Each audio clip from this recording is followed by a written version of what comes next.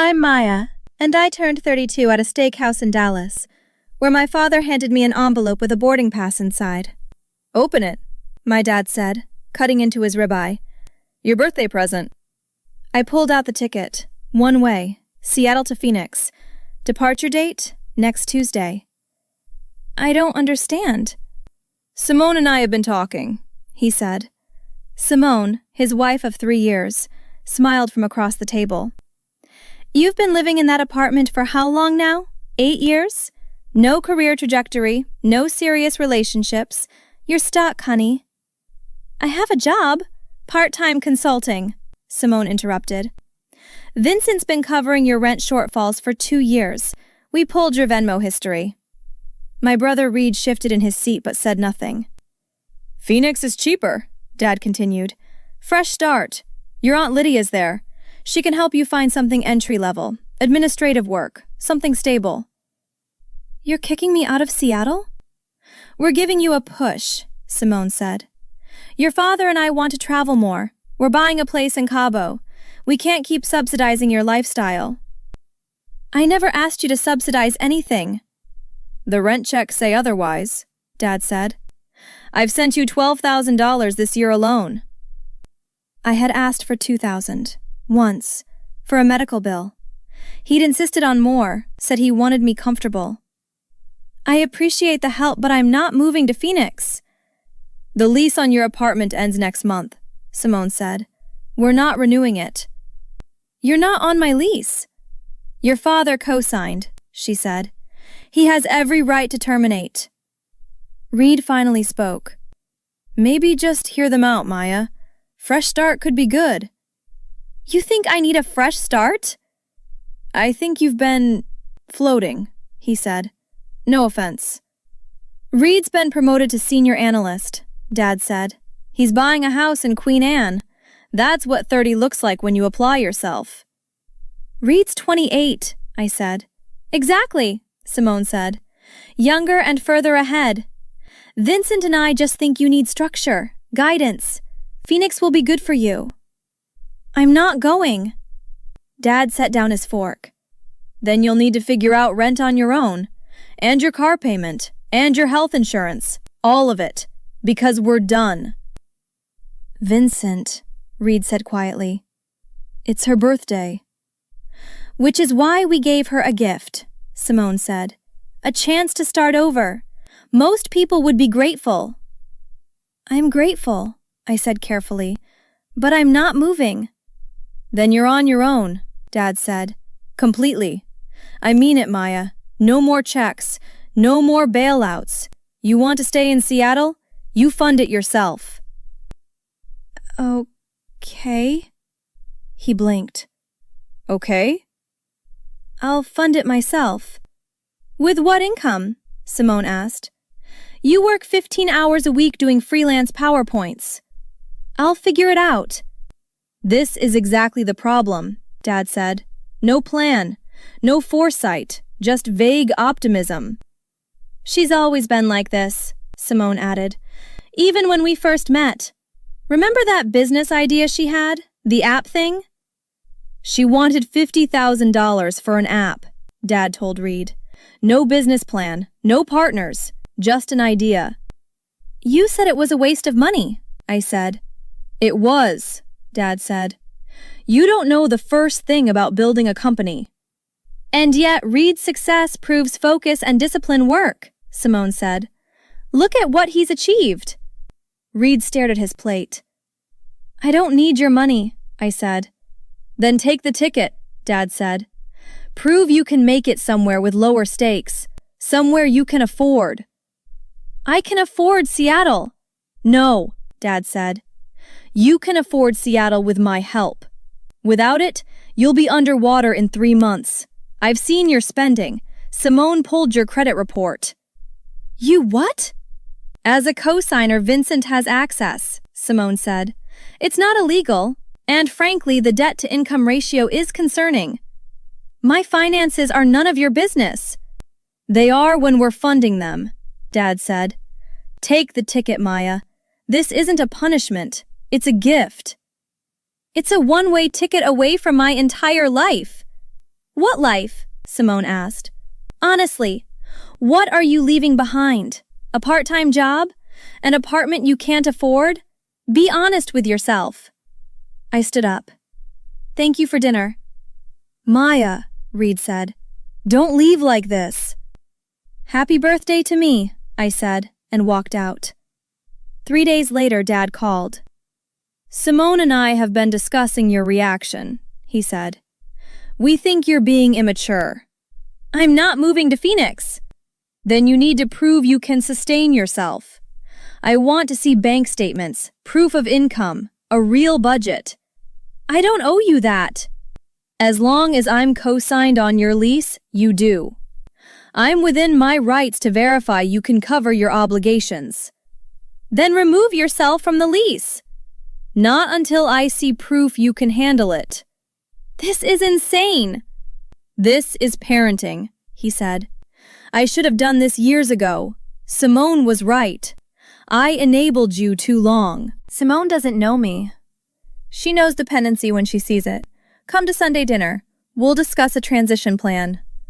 I'm not coming. Reed will be there. He wants to see you. Reed said nothing while you ambushed me. He's being realistic. You should try it. I hung up. Sunday morning, Reed texted. Dad's telling everyone you had some kind of breakdown. Says you've been unstable since losing your job last year. I called him. What job? I've been freelancing for 4 years.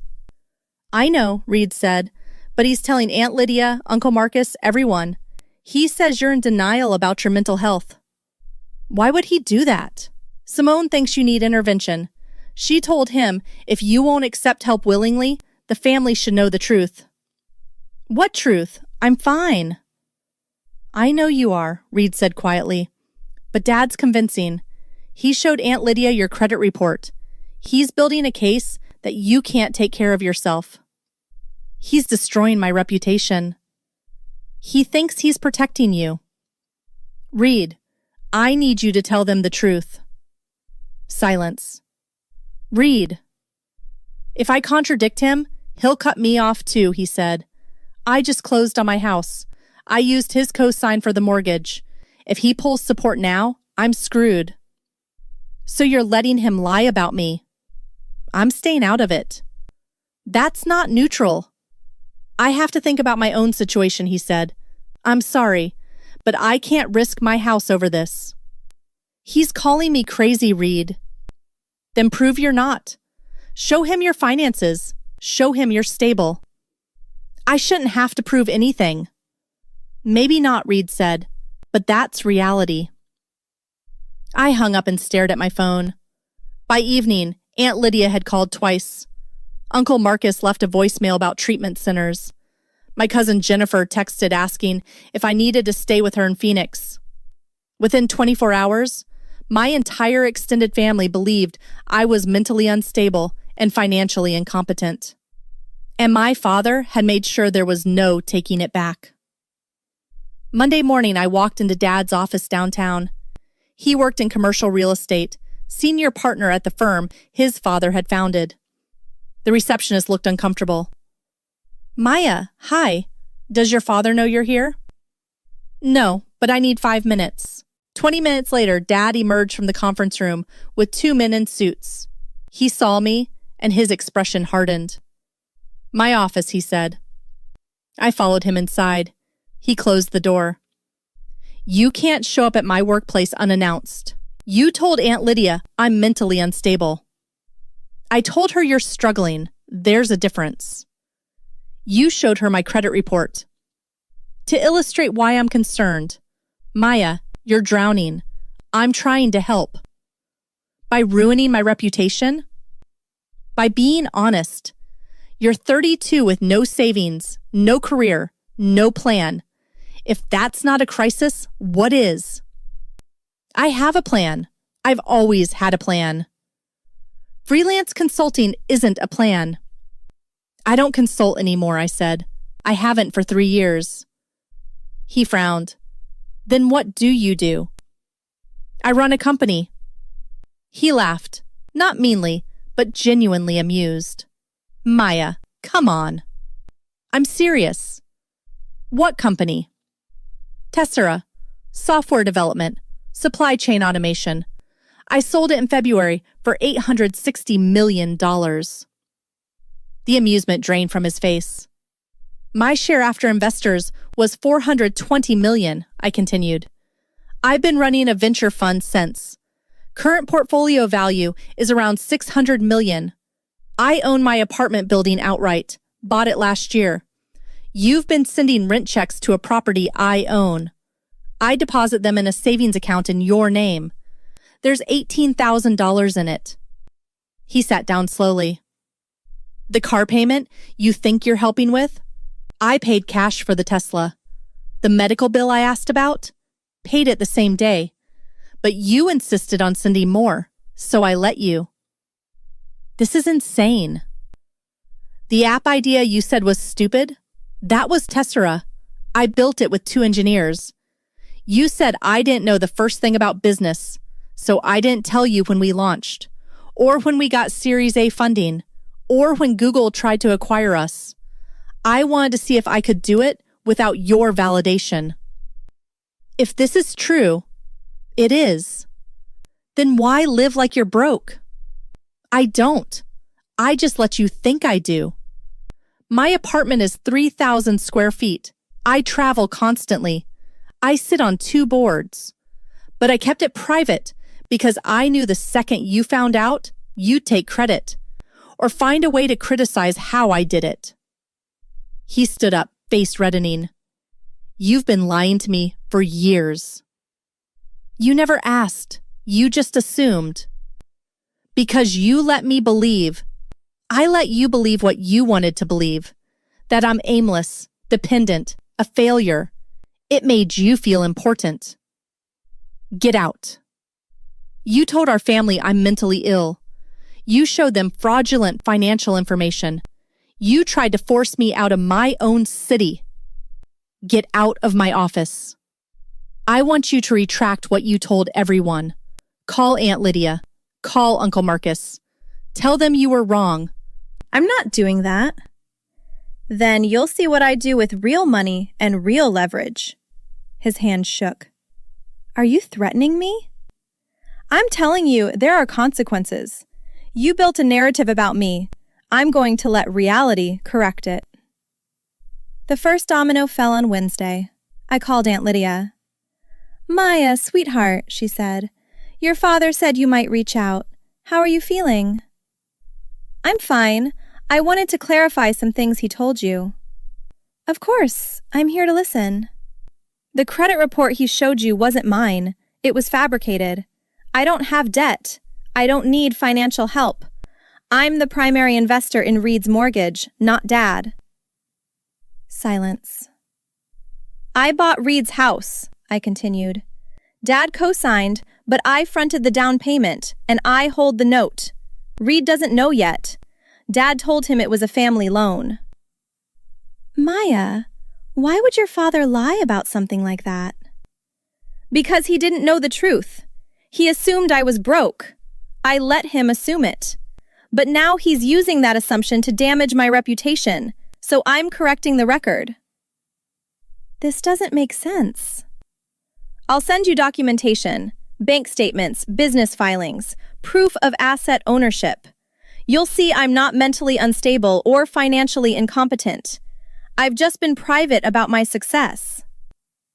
I heard her breathing change. Why didn't you tell anyone? She asked. Because I knew what would happen. Dad would find a way to make it about himself, or diminish it, or explain why I did it wrong. I called my cousins next, then my father's business partners. I didn't slander him. I just corrected the narrative, showed them proof, let them draw their own conclusions. By Friday, Reed called. What did you do? He asked. Dad's losing his mind. I told the truth. He's saying you fabricated documents, that you're having a breakdown. I'm sure he is. Aunt Lydia called his office. She asked about the investment property. His assistant confirmed you're listed as the building owner. Now everyone's asking questions. Good. He's humiliated, Simone's furious. They're saying you manipulated them. I didn't manipulate anyone. I just stopped pretending to be someone I'm not. People are looking at him differently now. Word's getting around that he completely misjudged his own daughter's situation. He didn't misjudge. He never asked. He just decided who I was and acted accordingly. So what now? Reed asked. Nothing. I just exist. I run my company. I live my life. And he lives with the fact that he never really knew me. He wants to talk. I don't. Maya, he gave me a one-way ticket for my birthday, Reed. He told our entire family I'm mentally unstable. Why would I reward that with a conversation? Saturday, Dad showed up at my building. The doorman called up. There's a Vincent Holbrook here to see you. Tell him I'm not available. I watched from my window as he stood on the sidewalk, staring up at the building he didn't know I owned. After 10 minutes, he walked away. Reed texted. He's talking about selling the Cabo place. Says he can't face people knowing they all think he's a fool. I put my phone down and poured coffee. The thing about being underestimated your entire life is that people think the reveal is the victory. But it's not. The victory is realizing you never needed their validation in the first place. The doorman called again Monday morning. Ms. Holbrook, your father's back. He's asking if you'll come down. He says he'll wait as long as it takes. I could see him from my window, standing in the rain, no umbrella. Tell him I'm not home, I said. I watched him wait for another hour before finally leaving. That night, Reed called. He's not okay, Reed said. He's barely eating. Simone says he sits in his office and just stares at the wall. He'll recover. You really won't talk to him? No. Not even once? Reed, if he'd asked me a single real question at any point in the last 10 years, we wouldn't be here. If he'd ever once considered that his assumptions might be wrong, we wouldn't be here. So this is forever? This is now. Forever is his choice. I hung up and walked to the window. The city lights reflected off the water. My phone buzzed. Simone again. I turned it off. Somewhere across the city, my father was learning what it felt like to be invisible to someone who was supposed to see you. And I was learning that some tickets only go one way. When someone shows you exactly how little they think of you, is proving them wrong ever going to be enough? Or is walking away the only real power you have left?